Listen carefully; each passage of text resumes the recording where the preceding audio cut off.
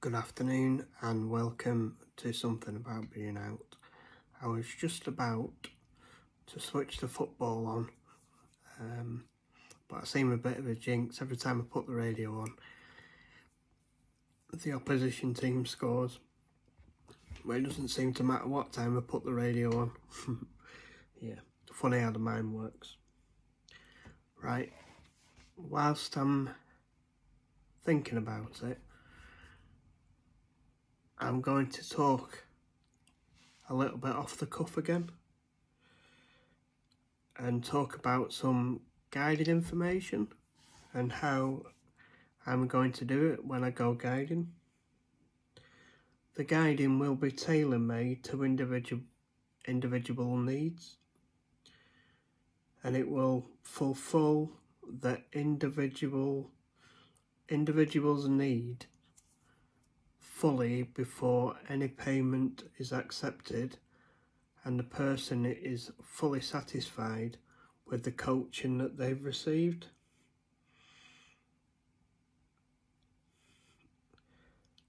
The invisible angler will be able to supply as much or as little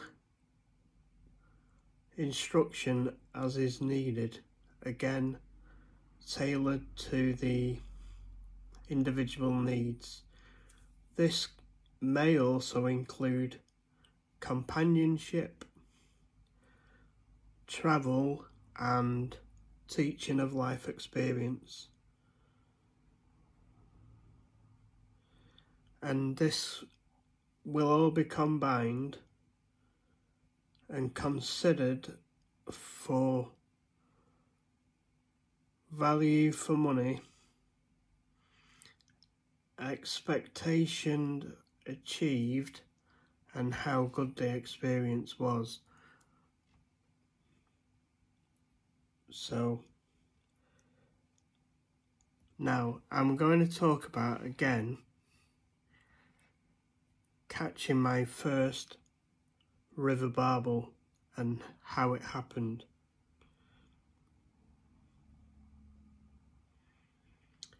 My very first river barbel was caught on a still water. It was on Hambleton Fisheries. That in this area was one of the first commercial fisheries in the Overwire area of the northwest of England. Now I do believe that no fishing publicly is allowed at Hambleton Fisheries. It was sold and it's totally changed. A little bit of information about that. I think it was once flooded and they reckon that most of the fish actually escaped. So yeah, everything's different there now.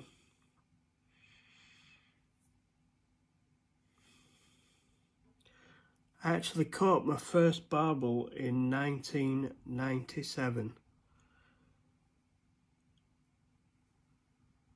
And I actually caught my first river barbel in 2020.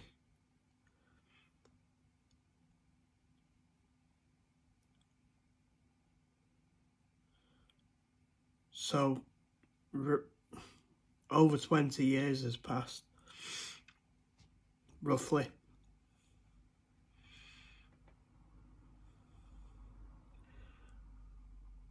"23 years has passed since the invisible angler caught his first commercial barbel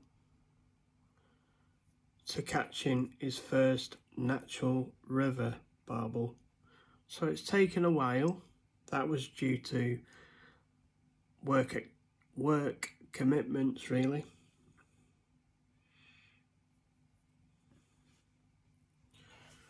And I'm just going to talk about the bung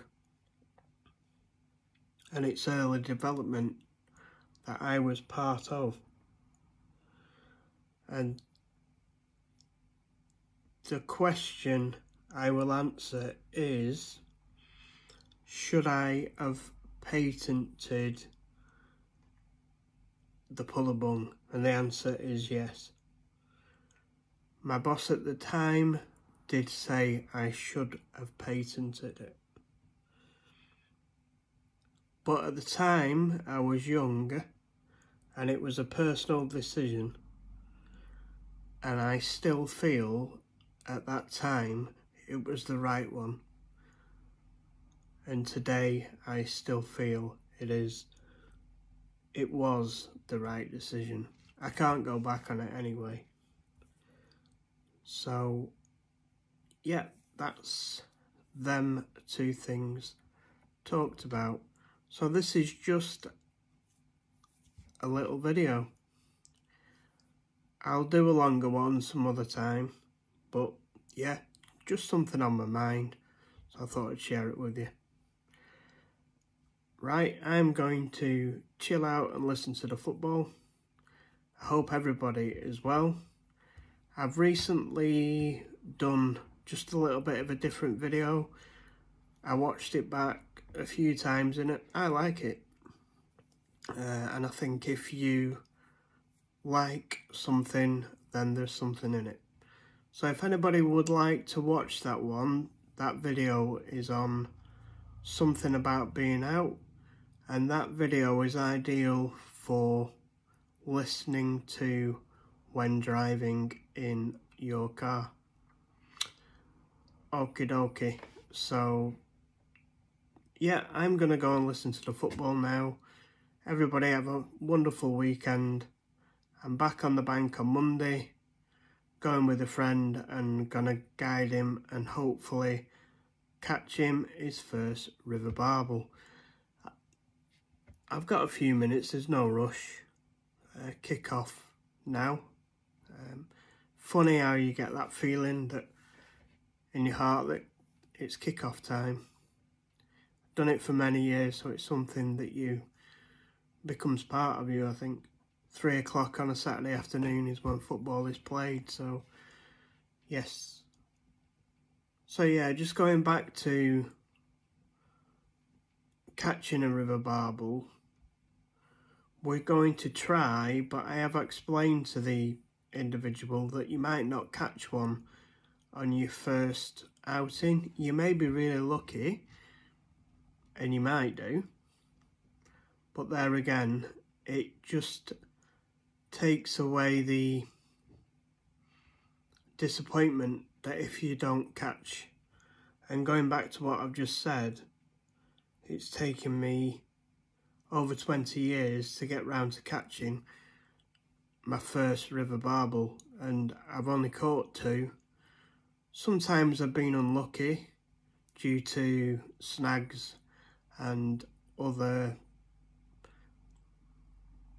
people's discarded tackle on the riverbed, and I've snagged up on fish that I probably should have caught that I didn't, because there was big snags of tackle in the particular area that I was fishing at the time. So yeah, so that's my next chapter, is to make the day good. The weather's really good at the moment. It's not wet and it's not windy, so we're going through a phase of warmer, I should say, warmer sunshine, and just the sunshine makes you feel better, and I do prefer a cold, crisp day where you can actually get out and do something, and it makes photographing, sightings and fishing that bit more enjoyable. I think I fished hard all year, and I think I just got a little bit fed up with the rain and the wind and the rain and the wind and the rain and the wind. it just got monotonous. So this break in the weather is welcome. Right, as I said before, it doesn't matter what time I switch the football on, so I think I've spoke pretty much about everything that I want to talk about. So as most of the time, thank you very much for watching. Take good care. Have a great weekend. See you on the next one. Bye bye.